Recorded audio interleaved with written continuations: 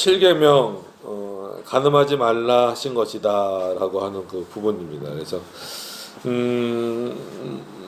뭐 예를 들면 이제 그 어떤 건증의 문제에 있어서도 특히나 이제 이거는 이제 뭐 일반 성도가 아니고 목회자들에게 있어서 목회자들도 이제 건증을 받기도 하니까 그랬을 때 회복될 수 있는 어떤 그런 것들이 있지만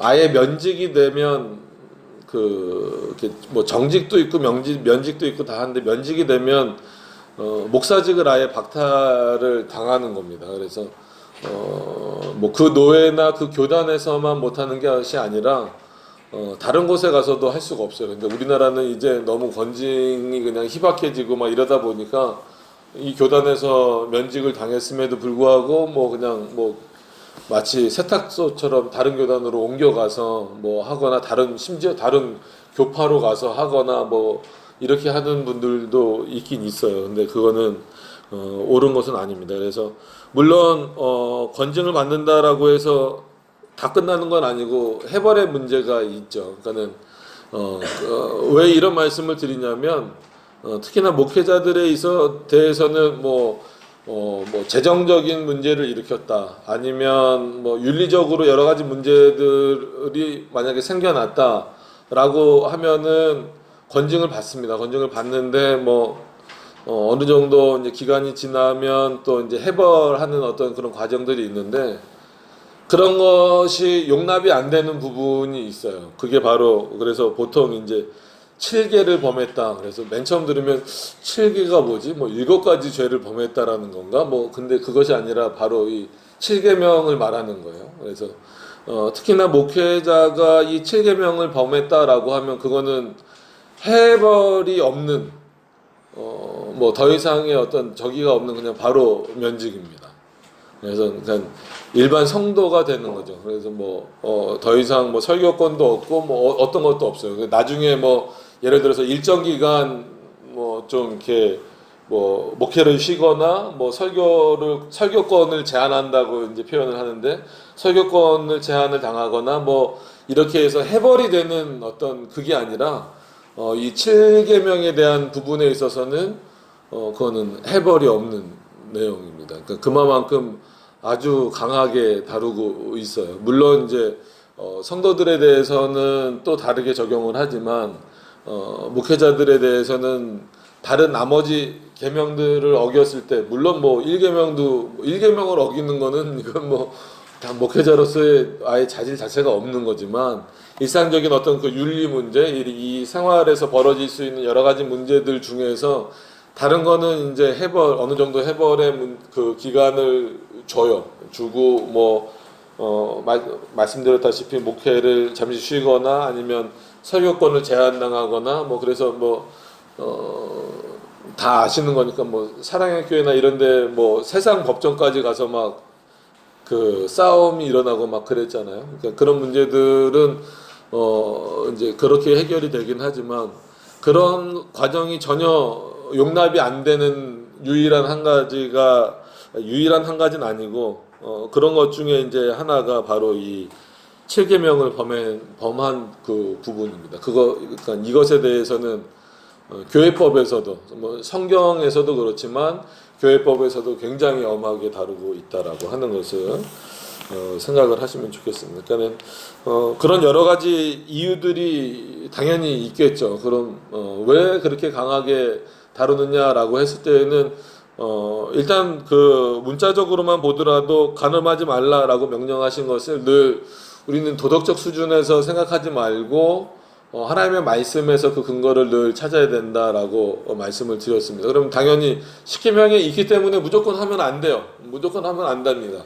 그러면 성경 전체에서 우리는 이제 전체 성경 개념이니까 그럼 전체 성경 개념에서 이런 내용을 우리가 어떻게 볼 것이냐라는 그 문제에서 창조의 문제로 이제 우리가 그 시작을 해서 보면 창조에서 결국 하나님께서 아담을 먼저 창조하시고 아담이 독처하는 것을 즉 혼자 지내는 것을 이렇게 안쓰럽게 여기셔서 뭐 안타깝게 여기셨건 안쓰럽게 여기셨건 이렇게 좋아 보이지 않게 여기셨건 그렇게 여기셔서 아담을 깊이 잠들게 하시고 그 다음에 아담의 갈비뼈로 여인을 만들어서 즉 하와죠. 뭐 이와라고도 부르고 하와라고도 부르고 하여튼간 뭐 어떻게 부르든지 간에 하와를 불러서 만드셔서 이렇게 아담 앞으로 했을 때 아담이 이는 내 몸이요 내 살이요. 그래서 거기서부터 이제 어떻게 보면 결혼 제도가 이제 시작이 된 겁니다. 그래서 둘이 이제 한 몸이 되는 것을 온전한 사람의 모습으로. 그래서 이게 이런 개념이 우리나라에도 있어요. 기독교가 들어오기 전부터도 예를 들어서 그 상투를 트는 개념 있잖아요. 그러니까 그 상투를 트는 것도 결국은 결혼을 했느냐 안 했느냐를 구별하는 어떤 그 양반 물론 뭐 그때는 이제 계급 사회였기 때문에 뭐 이제 평민들은 안 했다 할지라도 양반에게 있어서는 그게 이제 그 중요한 문제였잖아요. 그러니까 그런 것처럼 의외로 그런 내용들에 대해서 이제 중요하게 여기는 부분들이 있습니다. 물론 그렇지 않고 뭐 일부 다처든 아니면 거꾸로 다부일처도 있어요. 뭐 막 그러고 뭐 어느 나라인가 이렇게 가면은 뭐 예를 들어서 이렇게 그 여러 명의 이렇게 사람들하고 같이 막 섞여서 살고 막 이런 좀 어지러운 광경들도 있긴 합니다. 네, 그리고 성경에서도 솔직한 얘기로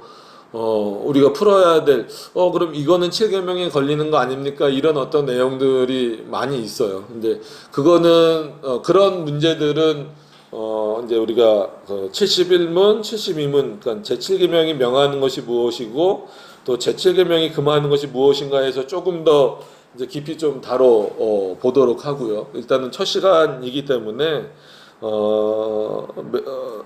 조금은 문자적이지만 이 부분에 좀 집중을 해서 이 명령 자체를 그대로 지킬 수 있어야 된다라고 하는 그 부분에서 어느 시대나 여기서 많이 무너지거든요.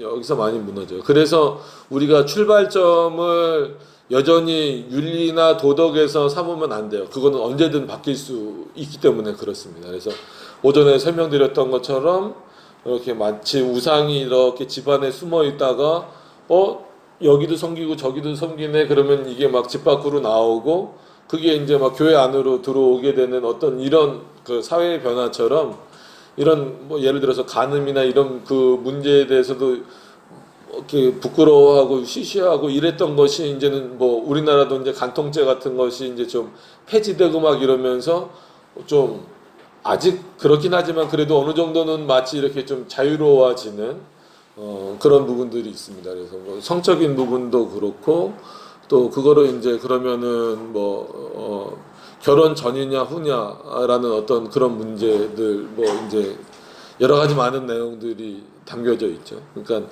그렇기 때문에 창조로부터 쭉 시작을 이렇게 해 나가는 것이 상당히 중요합니다. 그래서 다 아시는 사실이지만 다시 한 번 더 말씀드린 이유는 그런 부분이 있기 때문에 그래요. 그래서 그 부분을 확고하게 먼저 딱 자리를 잡으셔야 돼요. 그래서 이거는 하나님이 창조 질서에 따라서 한 남자와 한 여자가 만나서 부부가 되도록 하시고 그 이후에 하나님의 허락하신 그러니까는 뭐 아이들이 있지만 어쩔 수 없습니다. 그럼 7계명을 해야 되는 거니까 그런 어떤 그래서 우리가 보통 생육법이라는 표현이 이제 그 소리문답에도 나오고 다 나오잖아요. 그래서 자녀를 출생할 수 있는 어떤 그런 길로서도 하나님이 그 부부에게 그 성이라고 하는 것을 허락하여 주셨지만 동시에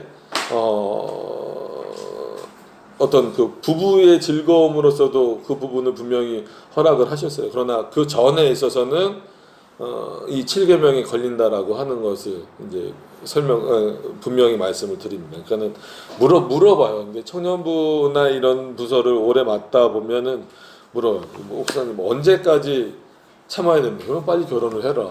그러면은 이제 또 결혼을 앞두고 있는 사람들도 물어봐요. 그럼 목사님 저희 결혼하기로 약속을 했는데요.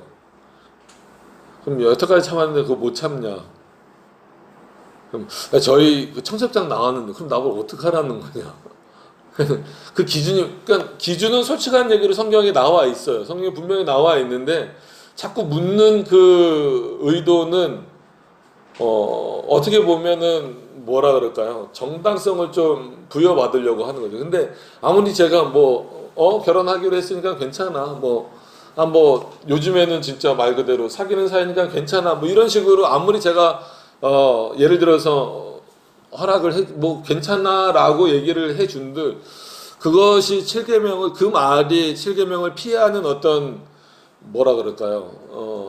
면죄부처럼 되면 될 수는 없다라는 거예요. 그거는 제가 잘못 말하는 것 뿐이지. 근데 지금 요즘에 세상을 보면 뭐 드라마를 보든 아니면 뭐 TV 보면 그런 뭐 연애 상담하는 이런 프로그램들 많더라고. 그런 거 보면 엄청나게 그런 얘기들이 많잖아요. 그러니까 결혼도 하기 전에 뭐 이렇게 그런 어떤 부분들에 대해서. 근데 이게 그러면 일반 사람들뿐만 아니라 교회 안에서도 엄청 많아요. 그래서 저희들도 그러니까는 이제 뭐 여러 목사님들 만나고 부교육자 있을 때는 여러 교회들 이렇게 부교육자들 같이 얘기하고 뭐 듣다 보면 어느 교회는 이런 문제 때문에 좀 크게 문제가 돼서 좀 뭐 한 부서가 큰 교회임에도 불구하고 휘청거리는 경우도 있고 막 별 얘기가 많습니다. 그래서 뭐 우리 교회는 어디 돌아다닐 때도 없지만 제가 이제 큰 교회에 있을 때에는 교회가 크면 숨을 때도 많아요. 숨을 때도 많아서 가끔 이렇게 특히나 오후 예배 때 분명히 오전 예배는 드렸는데 오후 예배 때 안 보이는 사람들이 있어요. 차라리 갔으면 좋겠는데 그러면은 가끔 오후 예배 시작 전이나 아니면 오후 예배 중간에 물론 저도 예배를 드려야 되면서도 한편으로는 좀 걱정스러워서 큰 교회들은 숨을 곳이 많다 그랬잖아요. 이렇게 돌아다녀 보면 뭐 매주 그러면 큰일 나죠. 그럼 교회가 정말 문제가 있는 거니까. 정말 가끔 이렇게 숨어 있는 경우가 있어요. 숨어서 하나님이 좋아하시지 않을 만한 일들을 행하는 모습들이 이제 현장에서 걸리면 오늘 저희 아들 맞았던 것처럼 여자는 못 때리고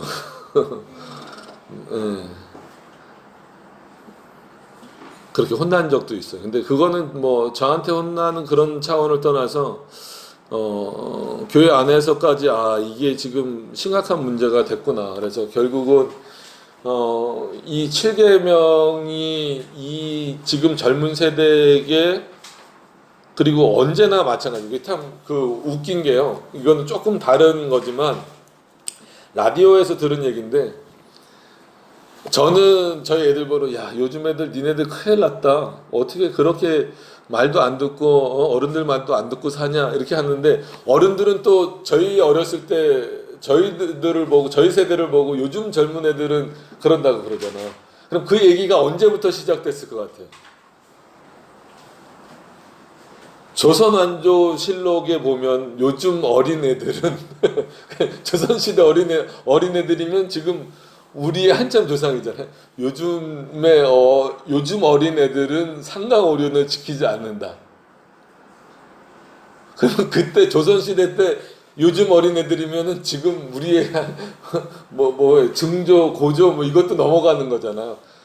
그게 우리나라에서만 그러니까는 그게 발견된 게 고려 문서인가요? 정확하게 고조선 문서는 아니고 고조선 그때는 뭐 이렇게 뭐 기록 그런 게 없는데 고려 시대인가 아니면 그 시대에도 문서 중에 그게 있대요. 그 내용을 보면 요즘 젊은 애들은 고려 시대 때 요즘 젊은 애들이면 요즘 어떻게 했어요? 그러니까 어느 시대나 하여튼간 젊은 세대는 좀 늘 문제를 안고 사는데 왜 이런 말씀을 드리냐면 그러면 이 십계명도 하나님이 이 십계명을 주셨다라고 하는 것은 어떤 면에서는 창조 질서에 따라서 이렇게 지켜야 된다라는 의미로 주신 것도 있지만 또 하나는 모세가 십계명을 받을 때 그 당시 이스라엘 백성들의 배경을 보시면 알지만 그 밑에서는 막 금송아지 만들고 여러분 금송아지를 만들고 우상을 만들었다라는 건 상당히 복합적인 의미들을 가지고 있어요. 그래서 오전에도 그렇게 그 우상을 섬기는 것에 대해서 칼빈은 음란하다, 아니면 칼빈뿐만이 아니라 여러 주석가들이 그것을 음란한 것이다라고 표현을 하는, 그리고 심지어는 간음한 것이다, 영적 간음이다라고 표현하는 것은 그만큼 하나님 앞에 섬겨야 되는 것 대신에 우상을 섬기는 것이 영적인 문제이기도 하지만, 더 나아가서는 대부분 특히나 성경 시대의 우상들은 윤리적으로도 심각한 타락 상태에 있는 그런 것들이 많습니다. 그러니까는 지금도 그렇죠. 그래서 예를 들어서 여전히 중동 지역 전체를 말할 수는 없지만 이슬람교나 아니면 힌두교나 이런 데에서는 일부 다처가 허용되는 그 이유 자체도 결국은 그들의 종교와 연결되어 있기 때문에 그래요. 그래서 십계명을 받을 당시에도 금송아지에 우리가 집중해서 거기서 이제 영적으로 음란하게 하나님을 섬기고 그 우상을 섬기고 영적 간음이다, 이 정도까지는 끌어내는데, 그러면 거기 있는 사람들이 윤리적으로 괜찮았을까라고 했을 때 그렇진 않아요. 직접적으로 이렇게 간음한다라는 표현은 나와 있지 않아도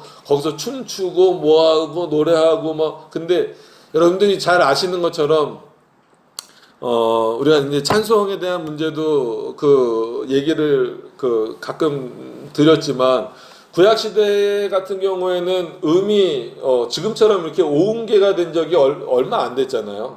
그죠? 그러니까 구약 시대는 거의 이제 찬송을 시작할 때 나팔을 불거나 이제 그거를 불었기 때문에 솔직히 춤춘다 이런 개념들 자체가 되게 어색합니다. 그러니까는 이렇게 지금 음계 정도로 이해를 하시면 안 돼요. 그래서 그거는 정말 어떤 우상을 향한 어떤 그런 춤사위, 어떤 특별한 어떤 행동, 이런 것들에 가까운 겁니다. 그래서 특히나 모세가 올라갔을 때 아론이 그 금송아지를 모으고 그 사람들이 그렇게 했을 때에는 그 안에서는 분명히 이 7계명이 범해지는 일들이 수없이 많이 일어났었을 것이다라는 그 예상을 해볼 수 있는 거죠. 그럼 이미 그때 그 전에도 그렇지만 그때부터 이미 그런 문제들은 늘 이스라엘 안에도 그리고 온 세계 안에도 지금 갖고 있는 거예요. 그게 지금 현대 교회까지 이어지고 있고, 또 교회가 문화를 선도해 나가고 있을 동안에도 좀 힘들었었던 점이 있습니다. 물론 우리는 로마 카톨릭하고 우리랑 똑같은 개념으로 보진 않지만 어쩔 수 없이 이 부분에서는 조금 같이 설명을 드릴 수밖에 없는 게 수도원이 이렇게 같이 있다가 분리되게 된 결정적인 이유도 여러 가지가 있지만 그 중에 하나는 바로 이 7번째 계명에 대한 문제였어요. 왜냐하면 솔직히 젊은 남자 그리고 젊은 여자가 하나님께 헌신했다, 또 하나님과 결혼했다, 예수님과 결혼했다, 이런 어떤 명목으로 그것을 인간의 본성, 하나님이 허락하신 어떤 그런 성적인 본성을 참을 수 있을까? 그거 못 참는단 말이에요. 그럼 그 안에서 당연히 표현상으로는 좀 그렇지만 사생아나 이런 아이들이 태어날 수밖에 없었어요. 그래서 고아원이 맨 처음에 시작될 수밖에 없었고, 그러니까 그런 문제들을 해결하기 위해서 나중에는 완전히 이제 남자 수도원, 여자 수도원을 분리하는 어떤 그런 과정들을 우리가 보게 되고, 교회에서도 그렇기 때문에 교회에서도 이 부분을 특히나 목회자들에 대해서는 아주 강하게 권징으로 다루고 있는 그런 내용입니다. 왜냐하면 앞에 서서 말씀을 전하는 자가 물론 다른 문제도 일으키면 안 되지만 특히나 이런 부분에 있어서 문제를 일으키면 어떻게 올바로 하나님의 말씀을 증거할 수 있겠느냐, 이제 그런 어떤 차원이 이제 강한 거죠. 그래서 이 부분은 역시나 시대를 따라가면 상당히 어려운 시대가 됐어요. 솔직한 얘기로 지금 이 7계명이 완전히 무너져 있는 시대란 말이에요. 그러니까는 각 시대가 오히려 다 그래 보이긴 하지만 지금도 마찬가지예요. 그래서 제 기억으로도 거의 예를 들어서 학교나 교회나 이런 데서 성교육을 받아본 적이 없어요. 받아본 적이 거의 없는데 그냥 뭐 이제 생물 시간이나 뭐 이렇게 했을 때 근데 제가 어렸을 때만 해도 뭐 이렇게 초등학교 때는 안 했던 것 같고 중학교 때나 이런 거 할 때만 하더라도 그냥 일반 선생님들도 교회 다니는 선생님이 아니죠 학교니까 일반 선생님들도 뭐 한마디로 그런 어떤 성적인 관계들은 결혼하고 나서 하는 거야 이렇게 선생님들이 얘기를 했던 기억이 나요. 근데 요즘에 이렇게 아이들한테 물어보고 뭐 이제 청년들한테 물어보고 그러면 학교에서 어떡하니 그러면은 양적으로는 어떤 이런 교육들이 많아졌대요. 많아졌는데 그 내용을 살펴보면 예전처럼 오히려 교회랑 상관없음에도 불구하고 그런 거는 이제 결혼 이후에 그렇게 하는 거야.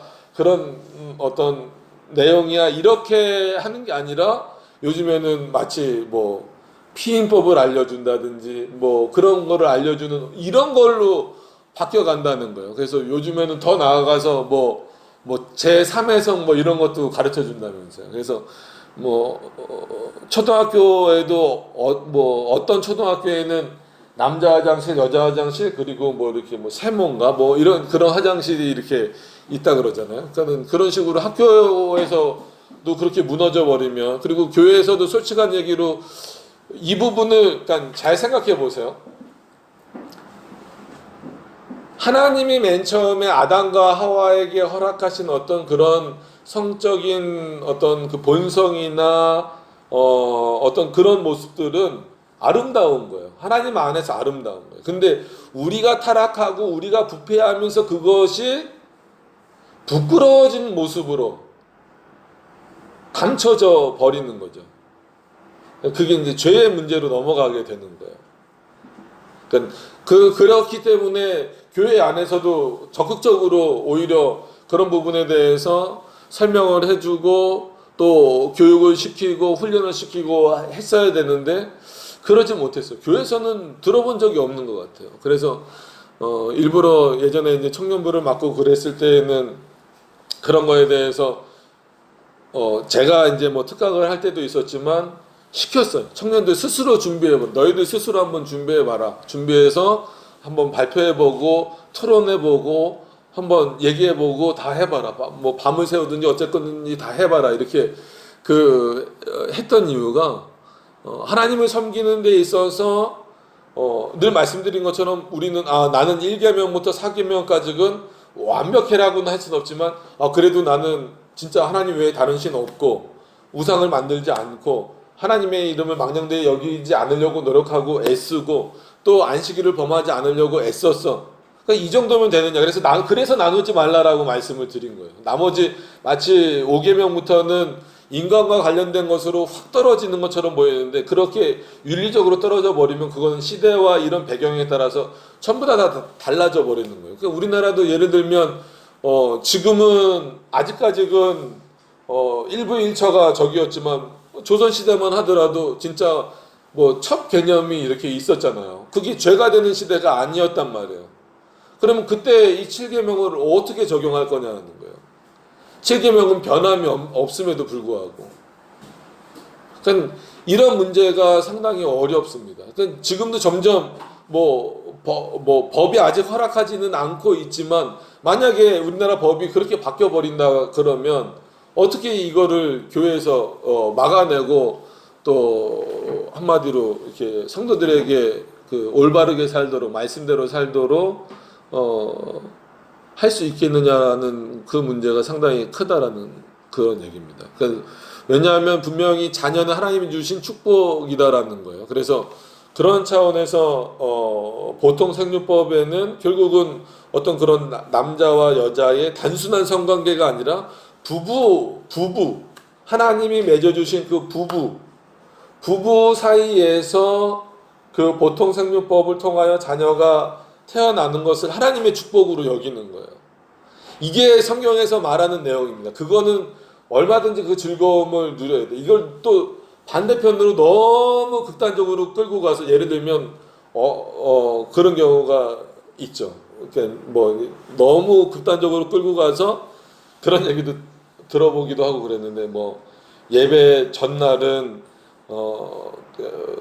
목사 부부는 그런 관계도 다 삼가해야 된다. 거룩하게 해야 된다. 그럼 뭐 매일 새벽 예배 있고 수요 예배 있고 금요 예배 있고 주일 예배 있으면 도대체 목사 부부는 뭐 언제 저기 하라는 거예요. 그러니까 예를 들면 그런 겁니다. 그러니까 너무 이쪽 극단으로 나가서도 안 되지만 분명한 그 기준은 하나님이 그것을 분명히 부부 사이에 그런 즐거움을 주셨어요. 그런 어떤 성적인 즐거움을 분명히 주셨단 말이에요. 근데 전제는 뭐냐면 부부 사이예요. 부부 사이. 그게 이제 아담과 하와부터의 시작입니다. 그거를 제외하고는 가늠해요. 심지어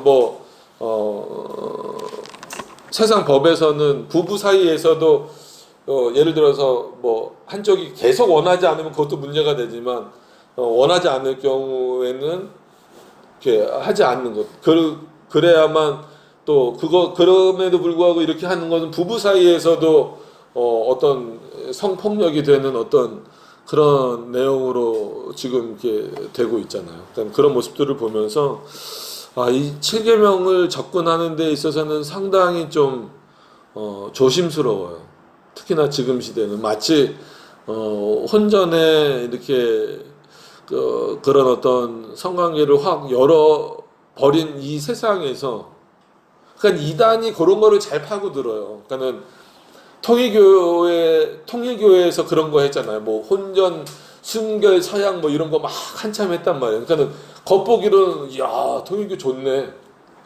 근데 오히려 통일교가 갖고 있는 교리는 뭡니까?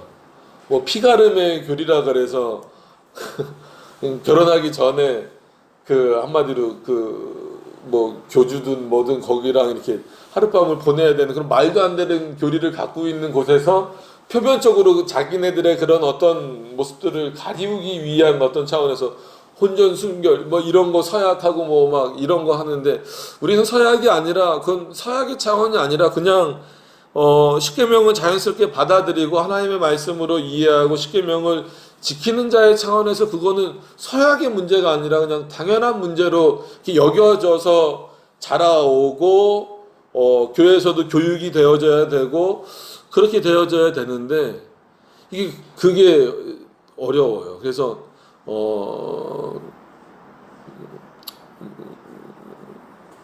많은 이제 선배 목사님들이 여러 가지 얘기들을 하시지만 이제 목사가 될 때 뭐 안수 받거나 뭐 그 자리에서 말씀하시지는 않지만 보통 거의 공통적으로 하시는 말씀이 목사가 되고 난 다음에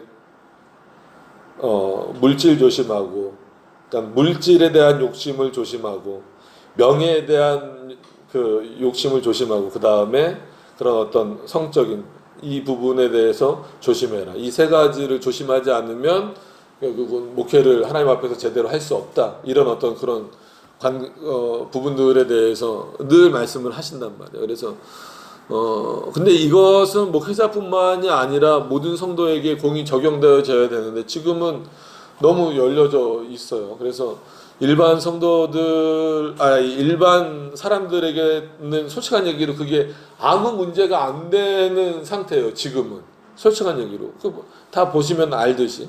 그래서 만날 때도 웬만하면 이 믿음에 확고한 사람들끼리 만나야 된다. 왜냐하면 이거는 실질적인 고민을 들은 거예요. 그러니까는 어떤 그 자매가 와서 상담을 하는데 그런 얘기를 하더라고요. 안 믿는 남자친구를 만나는데 참 좋다는 거예요. 마음에 들고 성격도 마음에 들고 다 좋은데 그래서 본인 이제 전도도 하니까 본인도 교회 나갈 마음이 있다 뭐 그런데 잠자리를 요구한다는 거예요. 그 어떻게 하면 되겠느냐라고 나한테 고민 상담을 하는 거죠.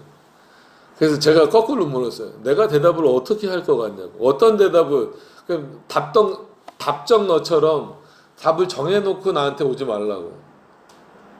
그러면 솔직한 얘기로 너는 죄송합니다. 너라고 표현을 해서 그 청년이랑 상담을 할 때여서 너는 그렇게 내 설교하고 가르치고 했을 때 믿는 사람을 만나라라고 내가 얘기를 했음에도 불구하고 그 사람이 좋다라고 말했잖아. 그럼 그 사람이 뭐가 좋은 건데? 그냥 외형적인 겉모습이나 아니면 그가 갖고 있는 어떤 뭐 재력, 뭐 요즘으로 말하면 그냥 스펙이죠. 그런 스펙이나 그런 게 좋은 거 아니야.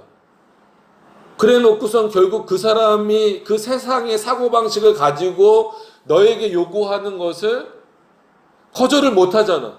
너가 정말 신앙인이라면 안 만났어야 되고, 만약에 만나서 만났다라고 한다면 그런 부분에 있어서 단호하게 나는 안 된다라고 분명히 말할 수 있어야 되는데, 그것 가지고 고민하는 것 자체가 그 사람이 문제가 아니라, 그 사람은 아예 이 내용을 모르니까 그 사람이 문제가 아니라 너가 문제다라고 제가 막 엄청 뭐라 그런 적이 있었어요.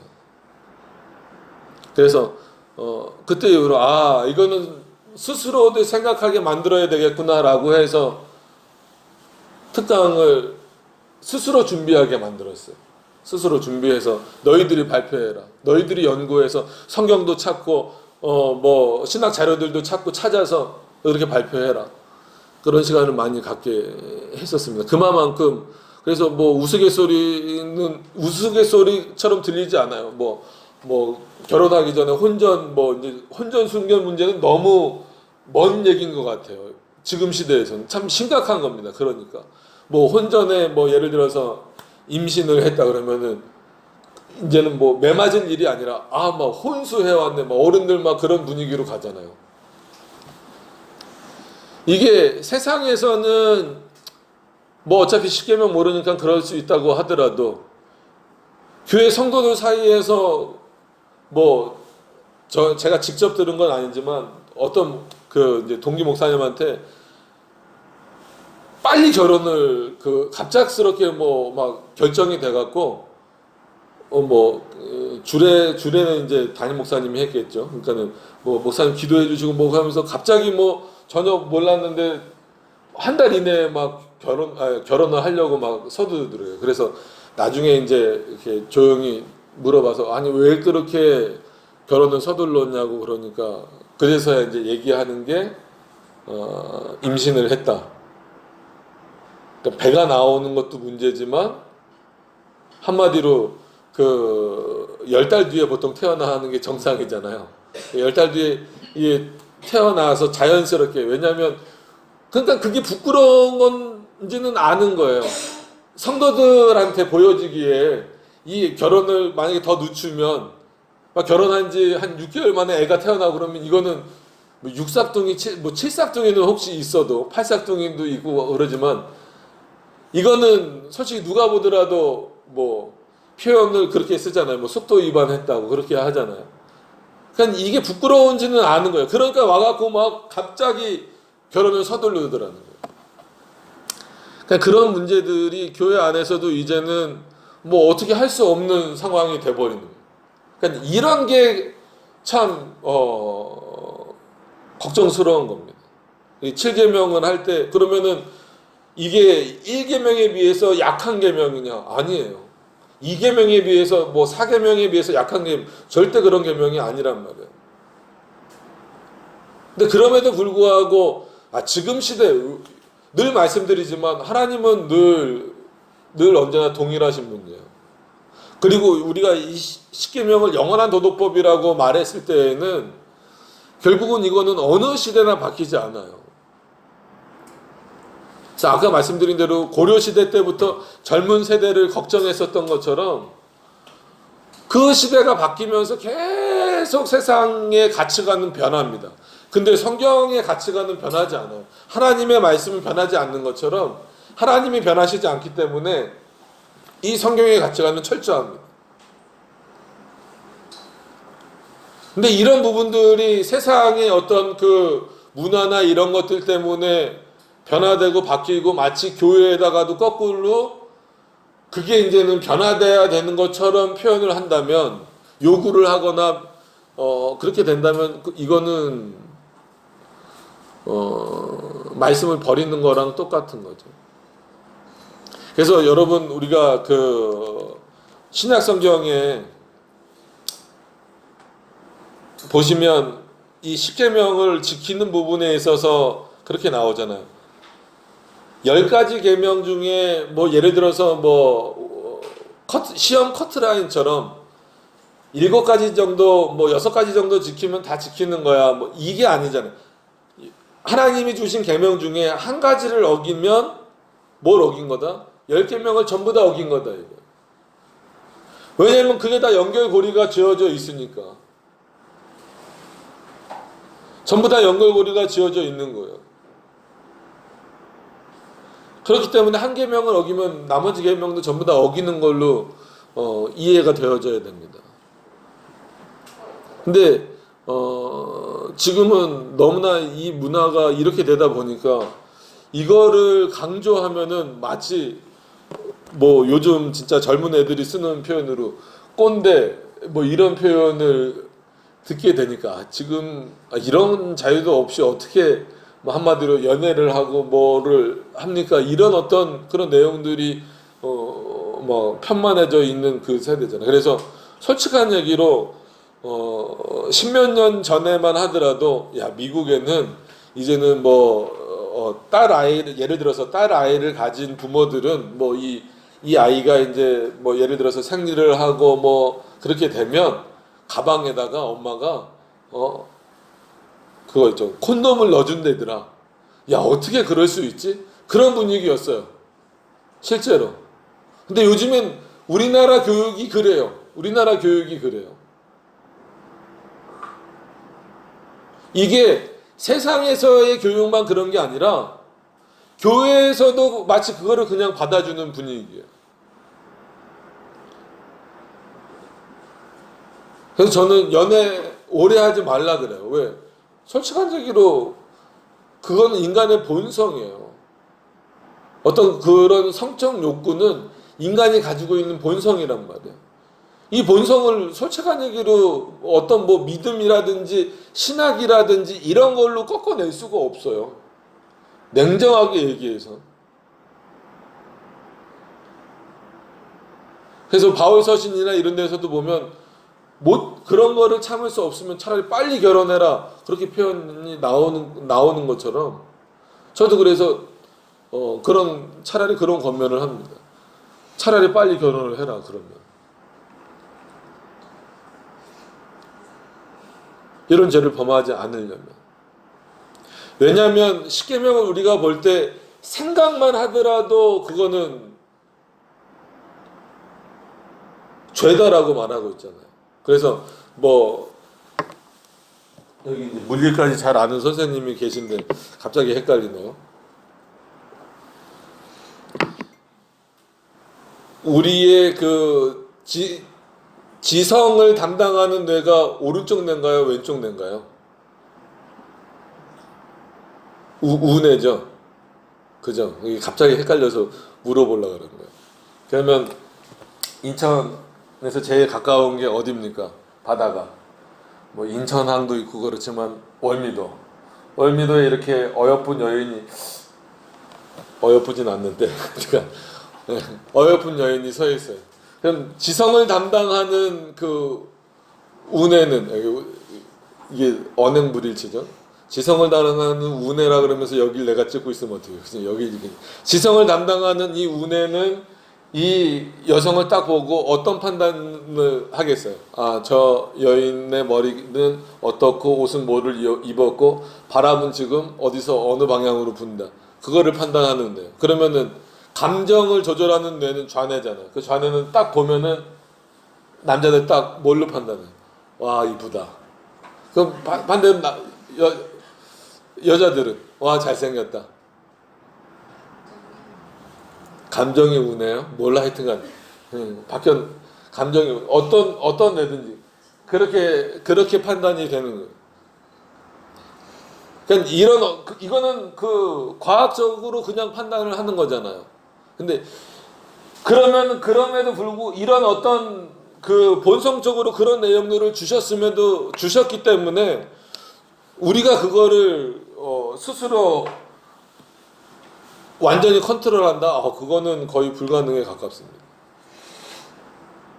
그래서 거기에도 하나님의 도우심이 있어야 되지만 그렇기 때문에 어떤 이런 결혼의 문제 아니면 그 연애의 문제 이런 것들을 이 7계명에서 전부 다 잘 이해해서 확고하게 그것을 인식하지 못하면 상당히 문제가 생겨요. 교회가 깨지는 경우까지도 갈 수가 있기도 하고, 아까 말씀드린 것처럼 한 부서에서 엄청나게 그렇게 그 큰 일을 겪어서 막 그런 거를 막 들었던 내용도 있어요. 뭐 방송에 찍혀서 어느 교회라고 말하기는 그렇지만 정말 유명한 교회였는데, 유명한 교회인데 아무리 생각해도 좀 분위기가 이상해서 그 담당했던, 그때는 이제 전도사였죠. 지금 이제 목사님이 됐지만 그 전도사가 이렇게 한마디로 그 탐정처럼 조사를 해봤더니 부서가 어느 부서였냐면 중등부였어요.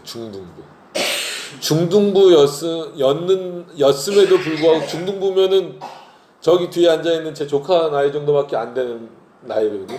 근데 그 부서 안에서 그 부적절한 관계들이 얽히고 설키고 일어난 거예요.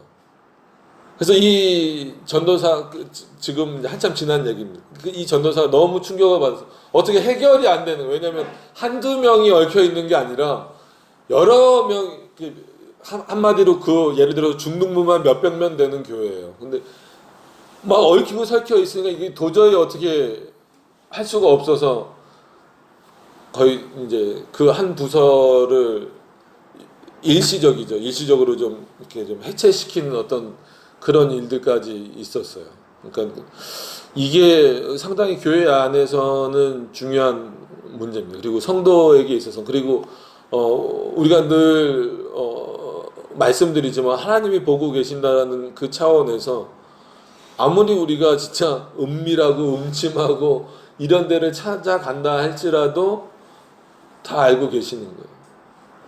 저는 그런 차도 봤어요. 이렇게 운전하면서 오는데 반대편 차가 운전하면서 가는데 반대편 차가 뭔가 이상해요.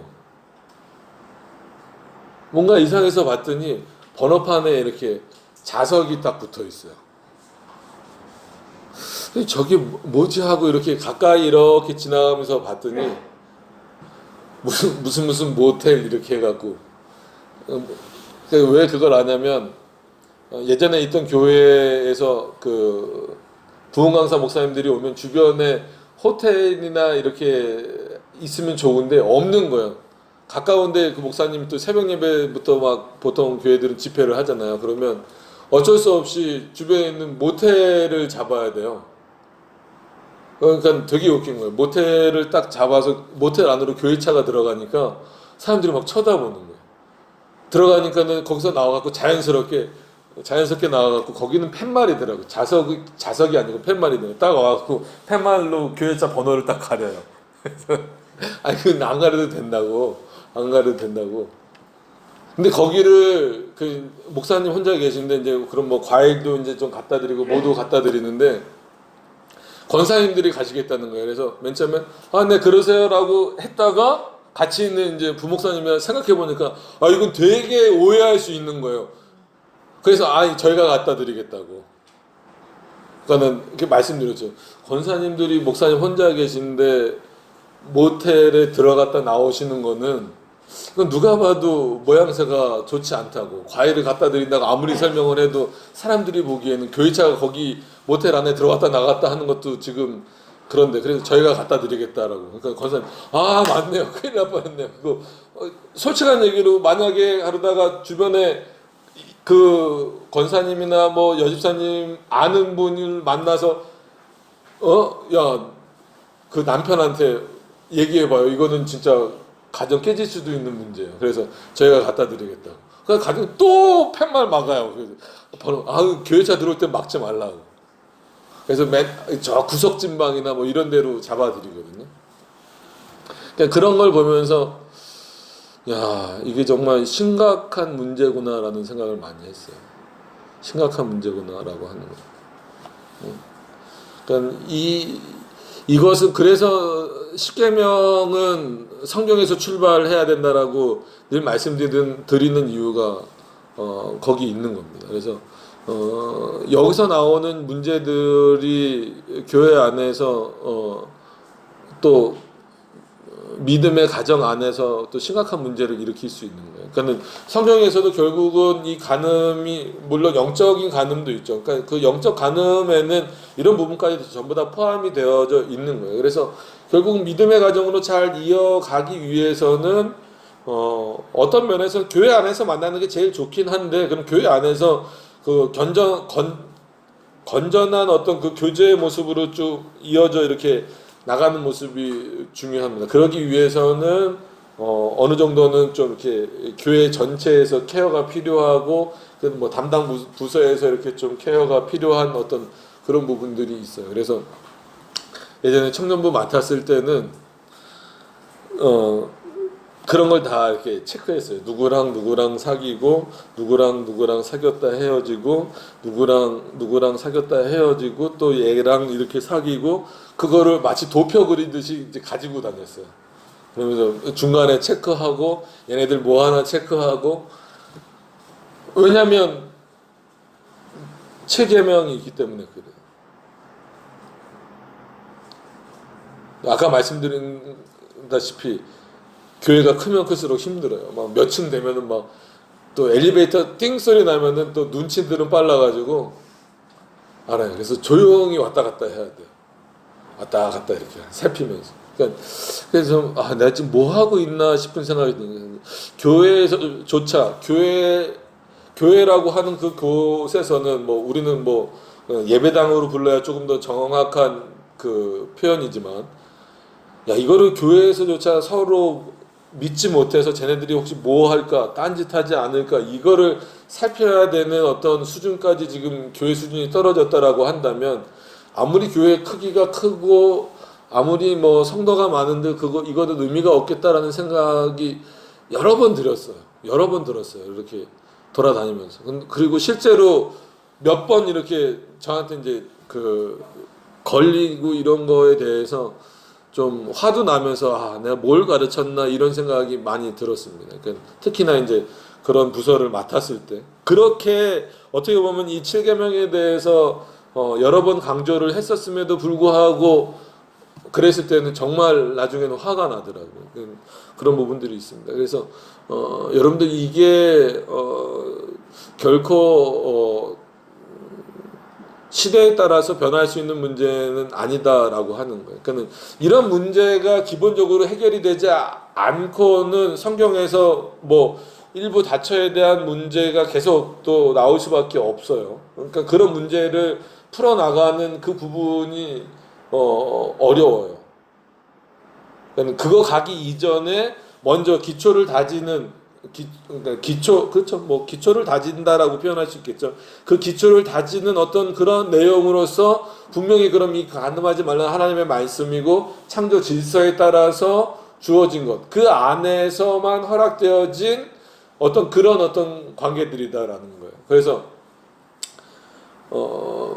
남편이 있음에도 불구하고 다른 남자를 만나는 것도 문제고, 부인이 있으면서 다른 여인을 만나는 것도 간음이고, 그러니까 이것을 허용해주면 안 되는 거예요. 근데 우리나라도 벌써 간통죄 다 폐지시켜 버리잖아요. 앞으로 뭐가 더 어떻게 열릴지 몰라요.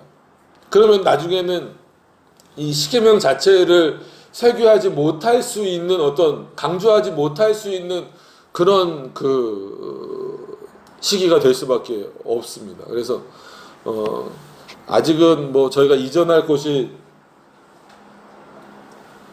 공간이 그렇게 많지 않아서, 저는 예전부터 이제 개척하면 그래 공간이 좀 넓으면, 만약에 지금 이 정도 공간을 저희가 다 쓸 수 있었다라고 한다면 뭐 이렇게 우리 신조들, 그러니까 고대 그 에큐메니칼 신조부터 해서 십계명까지 쫙 이렇게 붙이고 개혁교회는 어떤 것입니다, 뭐 이런 거 다 그게 꿈이었는데, 조금 더 커지면 그런 거 이게 다 붙여놓을 거예요. 그다음에 뭐 이제 뭐 니케아 신조, 주기도문, 뭐 주기도문은 신조는 아니지만 뭐 주기도문, 사도신경, 뭐 아타나시우스 신조, 그다음에 웨스트민스터 신조, 그다음에 뭐 그런 거 쫙 붙여놓고 이제 십계명까지 딱, 십계명도 이제 잘 보이는데 딱 이렇게 붙여놓고, 매일 성도들이 좀 그런 거 보라고 들어와갖고 뭐 예수님 얼굴 뭐 이런 거 보지 말고 이상한 거 막 그런 그림 같은 거 보지 말고 그런 거 쫙 안 보일래 안 보일 수 없게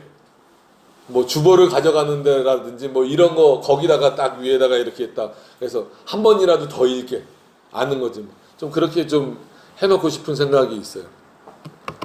왜냐하면 그만큼 중요하기 때문에 그렇습니다. 그만큼 중요한 건데 그만큼 중요하게 지금 여기지를 않아서 지금 더 소중한 것 같아요. 이 내용들이. 많은 사람들이 많은 성도들, 그러니까 많은 사람들이라고 하지 맙시다. 이제 세상은 빼버리고 범위를 우리 안으로 좁혀서 생각을 해봅시다. 많은 성도들이 실패하는 부분이 의외로 이 7계명이 많아요. 상당히 많습니다. 이거는 뭐 어떻게 통계를 내기는 어렵지만 예를 들어서 어느 정도 나온 통계로 보더라도 엄청난 통계, 상당히 놀라운 충격적인 통계입니다. 뭐 세상에 그런 통계들은 많이 나오잖아요. 뭐 예를 들어서 첫 그 관계에 대한 어떤 그 나이들이 점점 어려진다. 그러면은 그 세상의 통계가 어느 정도는 교회 안에서도 적용될 수 있을 수준이란 말이에요. 왜냐하면 그 안에는 분명히 교회 다니는 애들이 포함이 되어 있을 거니까. 그래서 단순히 이건 교회 다니는 차원에서가 아니라 하나님 앞에서의 문제예요. 그래서 우리 코람데오라고 많이 하잖아요. 코람데오라는 뜻이 하나님 앞에서란 말이에요. 그럼 하나님 앞에서 살자라고 했을 때에는 상당히 이 7계명은 무겁게 여러분들이 중요하게 여기셔야 돼요. 단순히 뭐 이렇게 믿는 대상이건 믿지 않는, 그러니까는 예를 들어서 이제 뭐 사귀는 대상이 믿는 대상이건 믿지 않는 대상이건 남자가 요구하든 여자가 요구한다라고 해서 흔들린다라면 자기 신앙을 돌아봐야 돼요. 같이 안 믿는 경우가 아니라 같은 교인이면서도 그런 경우가 있기 때문에 그럴 때는 흔들린다라는 것 자체가 자기를 돌아봐야 돼. 내가 정말 하나님을 올바로 믿고 있는가? 내가 하나님을 아는 지식이 나에게 어느 정도 있다라고 해서 그게 면죄부가 될 수 있는가? 아니라는 거죠. 근데 이게 이제는 교회 안에서도 어떻게 막을 수 없는 수준이 돼버린다면 이건 굉장히 심각한 문제입니다. 그러니까 그것이 해결이 되지 않고 나서 어떻게 성경에 나오는 그런 뭐 예를 들어서 그 유다와 다말 사건과 같은 내용들, 그 다음에 뭐 오난의 그 설정, 그 밖에다 설정하는 그런 장면들, 그 다음에 아주 우리가 뭐 존경하고 위대하게 보고 그들의 믿음과 신앙을 따라가려고 했던 뭐 여러 왕들이나 이런 인물들, 그 사람들이 결국은 여전히 일부 다처제의 모습으로 있는 모습들, 이런 것들을 풀어나가야 되는 문제들이 이만큼 쌓여져 있어요. 그래서 성경을 해석하는데 그 문제들이 굉장히 어렵고 힘듭니다. 그렇기 때문에 그 문제들을 올바르게 해석해 나가기 위해서는 먼저 이 7계명이 확고하게 자리를 잡고 있어야 돼요. 그러니까 그런 차원에서 보면 뭐 결과론적으로는 유다가 다말에게, 예를 들면 유다가 다말에게 너가 나보다 지혜롭고 옳았다 이런 표현을 써요. 그래서 하나님이 어쨌거나 그 부분에 대해서는 유다에 대해서는 하나님이 책망하셔도 다말에 대해서는 책망하시지 않는단 말이에요. 그렇다라고 해서 그 다말이 저지른 일이 죄가 안 된다라고 말할 수는 없다는 거예요. 그러니까 또 다윗도 그렇고 솔로몬도 그렇고 여러 그 왕들이 한마디로 여러 명의 그 부인들을 이렇게 일부 다쳐죠. 이 얻은 것에 대하여서 아무리 그들이 하나님 앞에 올바르게 살고 뭐 했다 할지라도 그것이 죄가 안 되는 건 아니에요. 하나님이 그것으로 인하여서 그들을 치시거나 형벌을 내리시지 않고 그냥 간과하시고 그 정도는 넘어가 주시는 어떤 그런 부분들이 있었기 때문에, 인간의 연약함으로 넘어가 주시는 부분들이 있었기 때문에 그냥 보이는 거지, 마치 그랬다라고 해서 그 부분을 넘어가셨다라고 해서 그건 죄가 아니다, 마치 우리도 뭐 그래도 된다, 아니면 그거는 뭐 7계명이 걸리는 건 안 걸리는, 다 걸리는 거죠. 그러니까 바꿔서 생각하시면 돼요. 예를 들면 우리가 4계명을 범했어요. 그렇다라고 하나님 당장 죽이십니까? 그것 때문에 지옥 갑니까? 그것 때문에 매주 막 책망하십니까? 그러진 않잖아요. 그럼에도 불구하고 우리가 주의를 안 지키면 그건 4계명 걸리는 거예요. 그거를 부정하면 안 됩니다. 그러니까 하나님이 인간의 연약함을 따라서 그냥 넘어가 주시고, 그거를 그래 표현상으로도 그래요. 뭐 칼빈 주석에서도 그렇고 어거스틴 그 표현에도 그렇고, 유다나 다말 사건은 하나님이 죄로 여기시지 않는다. 그러면 그런 표현이 나와요. 그러면 그 의미를 좀 잘 이해했으면 좋겠어요. 죄로 여기시지 않는다라는 의미에 깔려 있는 내용은 뭐예요? 원래는 그게 뭐라는 거예요? 원래는 그게 뭐라는, 죄라는 거예요. 죄인데 그 사건과 그 상황에 대해서는 어떻게 보면 그 메시아를 이렇게 대망하고, 또 메시아를 그러니까 메시아가 태어나는 그 대를 이어나가는 그 과정에서 어느 지파가 될지 모른다는 그 차원에서의 그런 일이 벌어졌기 때문에 그 상황에 대해서 하나님이 그냥 그거를 죄로 여기지 않아 주신다라는 것이지, 그 행위 자체, 그 모습 자체는 7계명에 벗어날 수 없는 거예요. 그래서 신약이건 구약이건 일부 다처는 죄입니다. 주석이 어떤 그 일부분만 딱 띄어가지고 그 특정 부분에 있어서 죄지만 그것을 하나님이 그냥 이렇게 그 어떤 상황의 차원에서 넘어가 주시는 걸 가지고 그거는 죄가 아니다라고 말하면 안 돼요. 죄입니다. 생각만 해도 죄다라고 말했는데, 그렇기 때문에 이 7계명도 마찬가지로 기초를 세우는 게 중요한 거예요. 그러니까 이건 끊임없이 반복할 수밖에 없어요. 왜냐하면 다음 세대들이 계속 이어져 가니까.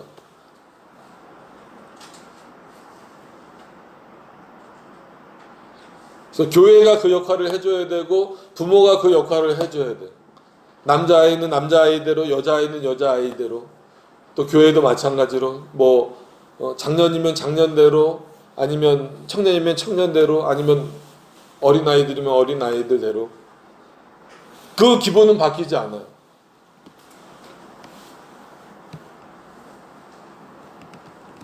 그렇다고 이거를 어떤 출산의 문제로만 딱 제한해버리면 또 안 되잖아요. 분명히 그 안에 아름답고 즐거움이 있어요. 그런 부분들을, 그래서 이 7계명, 즉 뭐 여기서 뭐 결혼 문제가 직접 나오는 건 아니지만, 그런 어떤 차원에서 결혼이라든지 아니면 뭐 이혼이라든지 어떤 이런 전체적인 문제들까지도 이 7계명 안에서 우리가 충분히 다뤄낼 수 있어야 된다는 거예요. 그만큼 범위가 확 더 넓어질 수밖에 없는 거예요. 그리고 또 혼전의 어떤 그런 관계라든지, 그 다음에 그런 부부 생활에 있어서의 그런 어떤 그 관계라든지, 이런 부분들에 대해서도 또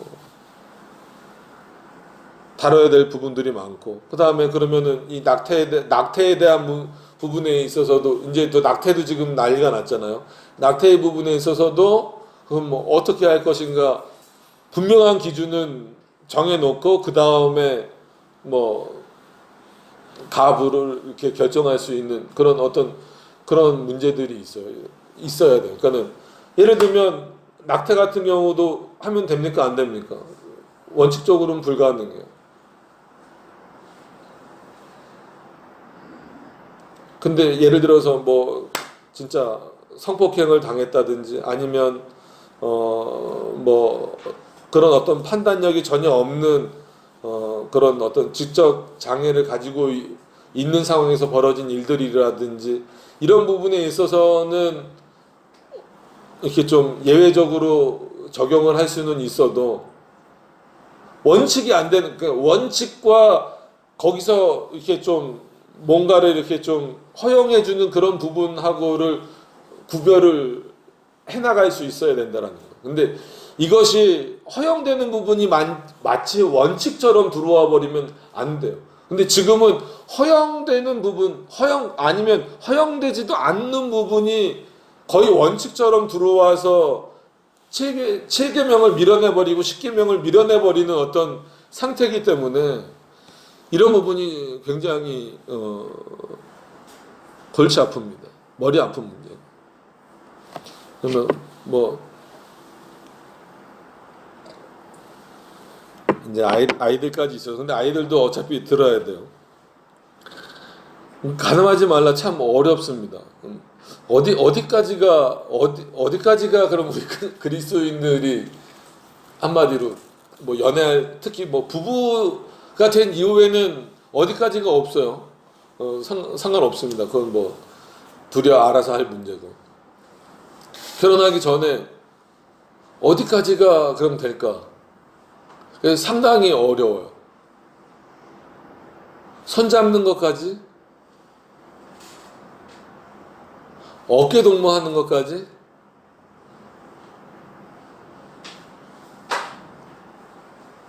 뭐 요즘 뽀뽀랑 키스랑 나누던데 뽀뽀랑 키스는 하여튼가 뭐 이게 더 노골적인 거는 애들이 있어서 어른들만 계시면 뽀뽀와 키스를 나누는 그 기준이 있더라고요. 나름대로. 근데 그거를 말씀드리긴 좀 그렇고 그것까지 허용을 할 건가? 상당히 어려운 거예요.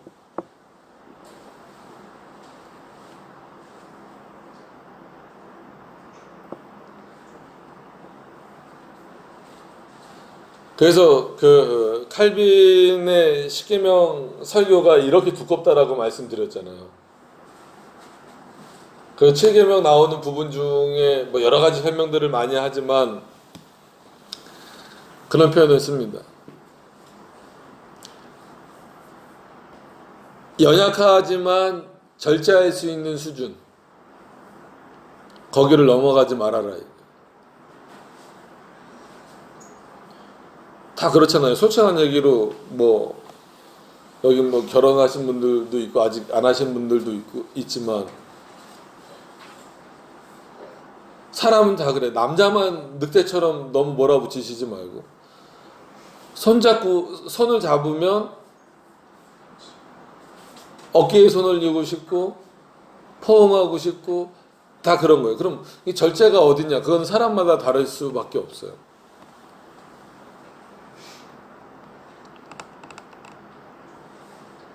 그래서 제가 아는 분 중에 어떤 분은 결혼하기 전날까지 손도 안 잡았대요. 근데 어떻게 결혼을 했는지 모르겠어요. 그냥 그건 엄청난 절제력이다. 제가 그 정도까지 얘기했는데 참 어려운 부분이에요. 그래서 이거는 어차피 이것도 주석이죠. 주석 자체가 코멘타리니까 거기에 이제 더 덧붙이는 어떤 그 내용을 한다라는 의미니까 십계명 해설에서도 그 절제를 상당히 중요한 부분 요소로 그러니까는 어디까지다 정해놓기가 참 어려운 거예요. 한마디로 그냥 손 잡는 걸로 딱 만족할 수도 있는데 손 잡으면 그 다음 단계를 생각하는 경우도가 오히려 더 일반적이니까. 그렇기 때문에 그냥 절제할 수 있는 그 수준. 만약에 절제할 수 없으면 그냥 성경에 따라서 차라리 결혼을 해라. 그것이 더 하나님 보시기에 옳은 것이다. 이거죠.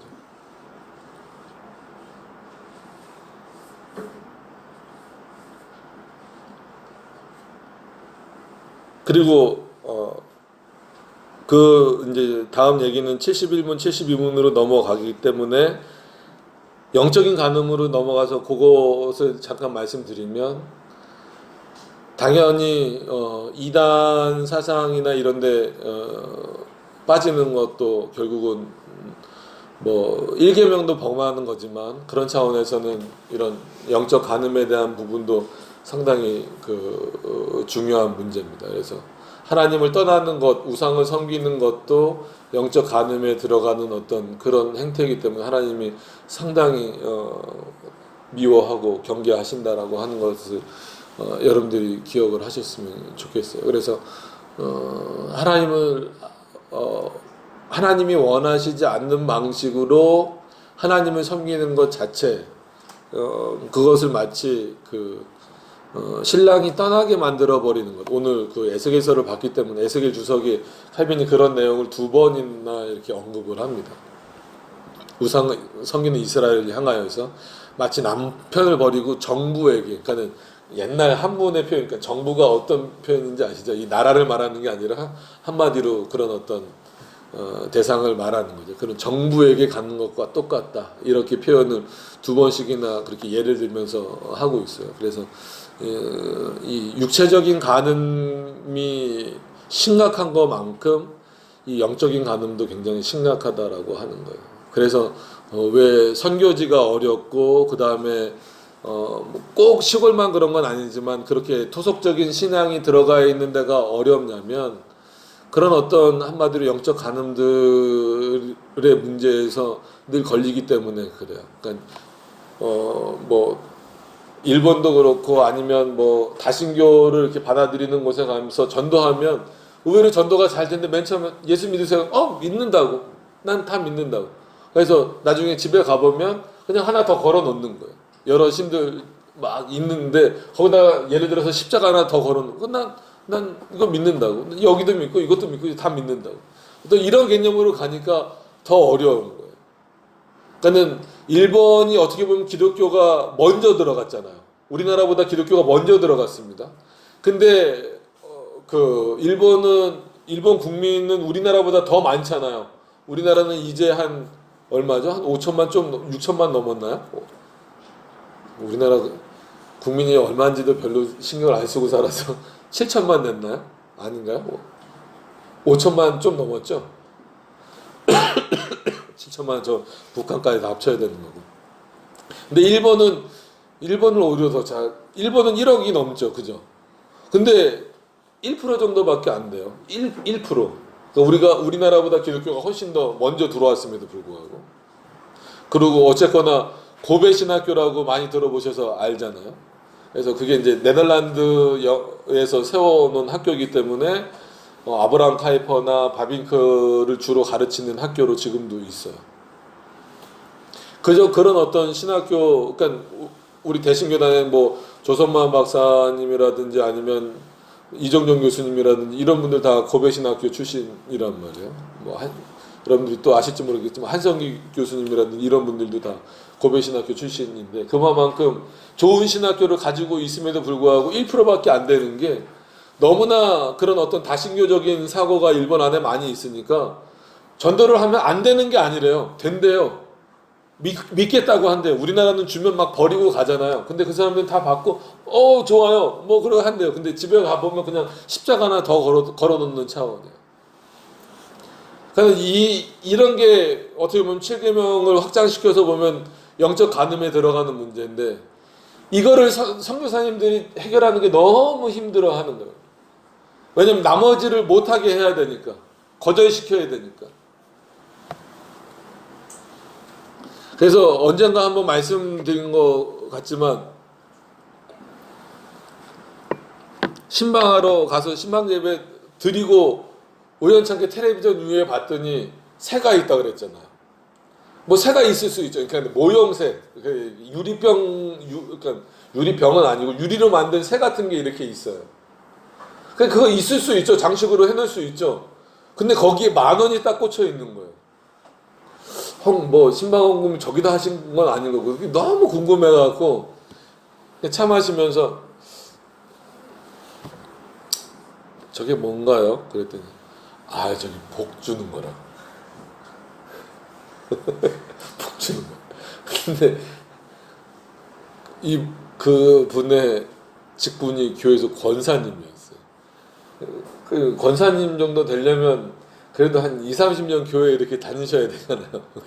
2, 30년 교회 다니신 분 신방을 하러 갔는데 텔레비전 위에 새가 이렇게 있고 거기에 10,000원짜리가 이렇게 딱 꽂혀 있는 거예요. 그래서 설마 해서 그냥 궁금해서 뭐 그냥 필요하실 때 비상금으로 쓰려고 꽂아 놓으셨나 뭐 그래서 권사님 저거는 왜 저렇게 꽂아 놓으신 건가? 아, 저 복 주는 새가 저기다가. 그러니까 그 돼지머리 놓고 거기 돼지머리 코에다가 10,000원짜리 꽂는 거랑 무슨 의미가 뭐가 다르겠어요? 그러니까 여러분 이게 그 7계명도 생각해 보면 이게 만만하지가 않아요. 그러니까 어떤 그런 육체적인 간음은 당연히 육체적인 것에서 끝나면 안 됩니다. 그래서 좌뇌 우뇌 설명을 드린 것은 우리는 영혼과 육이 같이 있는 존재다라는 차원이에요. 그래서 육신도 하나님 앞에서 더럽히면은 그런 차원에서 더럽히면 안 되고 영혼도 더럽히면 안 된다라는 차원에서 육신적인 간음도 이 7계명에 걸리는 거고 영적인 간음도 이 7계명에 분명히 걸리는 겁니다. 그렇기 때문에 교회 안에서도 이런 문제들을 두 문제 전부 다 섞어서라기보다도 두 문제 전부 다 신경 쓰지 않으면 안 된다라고 하는 부분들이에요. 이게 상당히 생각보다 심각합니다. 정말 심각합니다. 그래서 그러니까 목회 현장에서 이렇게 들리는 내용들을 보면 그리고 뭐 저도 경험하고 이렇게 확인하고 이런 거 보면 마치 그 하나님께서 에스겔을 데리고 자 이스라엘이 얼마나 가증한 지금 짓을 하는지 한번 봐라라고 여기도 데려가시고 저기도 데려가셔서 막 보게 하시는 것처럼 이렇게 입에 담을 수 없을 내용들이 너무나 많아요. 너무나 많아요. 그리고 뭐 인천에 그 뭐 무슨 어떤 목사님은 이 7계명의 그 적이 돼서 난간에 매달려 있다가 떨어져서 돌아가신 경우도 있잖아요. 갑자기 남편이 들어와서 교인들한테 뭐라고 그럴 겁니까? 그래서 이 7계명을 얘기할 때는 언제든지 이거를 즐겁게 얘기할 수는 없어요. 즐겁게 얘기해 본 적은 한 번도 없는 것 같아요.